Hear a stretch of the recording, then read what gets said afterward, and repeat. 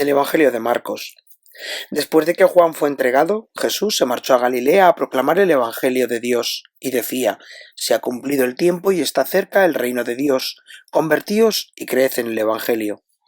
Pasando junto al mar de Galilea, vio a Simón y a Andrés, el hermano de Simón, echando las redes en el mar, pues eran pescadores.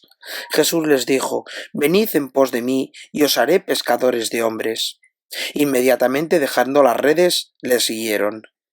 Un poco más adelante vio a Santiago, el de Zebedeo, y a su hermano Juan, que estaban en la barca repasando las redes. A continuación los llamó, dejaron a su padre Zebedeo en la barca con los jornaleros y se marcharon en pos de él. Para el hombre, hablar es vivir. Por la palabra da sentido a las cosas y al mundo. Por medio de la palabra se hace hombre al recibir de los otros el significado de los vocablos, de los seres y de la realidad. Habla el hombre y su palabra da forma al mundo. Nace el hombre de un mundo en el que se habla y se despierta a un mundo que ya tiene un sentido y que es un universo en el que los seres y las cosas ocupan un determinado lugar que les ha sido asignado.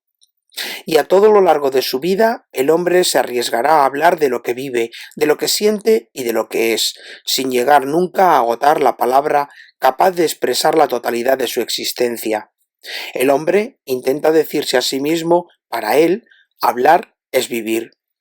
También para Dios hablar es vivir. Desde el principio, Dios existe hablando. Palabra del Padre que desde siempre engendra una palabra que responde a su ternura. Verbo nacido en el seno mismo de Dios, Hijo único porque es la palabra que responde perfectamente a la ternura ofrecida. Dios es diálogo en su mismo ser, Padre e Hijo, palabra en concordancia, tal que suscita una misma respiración, el Espíritu. Para Dios existir es hablar. Yo diría que es de la misma naturaleza de Dios el decirse, el hablar y el revelar su nombre.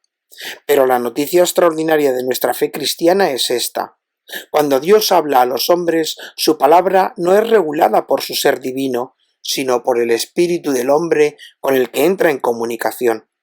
Cuando Dios, movido por amor, toma la iniciativa de proponer la participación de su vida al hombre, entra en el juego de las leyes del amor, que quiere que sea el otro el que condicione mi amor. Para realizar Dios esta comunión con el hombre, se hace hombre. Después de haber hablado en distintas ocasiones y de muchas maneras, Dios nos ha hablado por el Hijo, expresión perfecta de su ser. Se ha cumplido los tiempos, se proclama la buena noticia, porque el Verbo eterno se ha hecho hombre, palabra de carne y sangre. En las palabras de este hombre de Nazaret, en lo que dirá de sí mismo y en las palabras suyas que se convierten en actitudes y en milagros, hemos de reconocer la expresión perfecta de Dios, su última palabra. Dios no tiene otra cosa que decir que Jesús. Afirmar esto, que es la última palabra de la fe cristiana, es descubrir que Dios no tiene para decirse más que una vida de hombre, nuestras vidas de hombres. Nuestras palabras de hombres y nuestros gestos de hombres son capaces de expresar a Dios.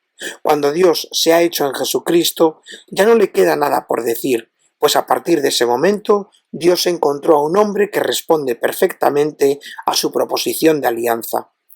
En Jesús hemos llegado a ser capaces de Dios, porque si Dios declara de manera única y exclusiva a Jesús: Hijo mío, eres tú, hoy te he engendrado, esas palabras también se nos han aplicado a nosotros el día de nuestro bautismo. Ellas expresan el sentido de nuestra vida, su vocación y toda su dimensión. Convertíos y creed la buena noticia. Nunca acabaremos de despertar del todo a esta palabra, que es nuestro nacimiento, e incluso en la eternidad nuestra última palabra será una palabra pronunciada torpemente, debido al asombro que nos producirá la audacia de pronunciarla: Padre.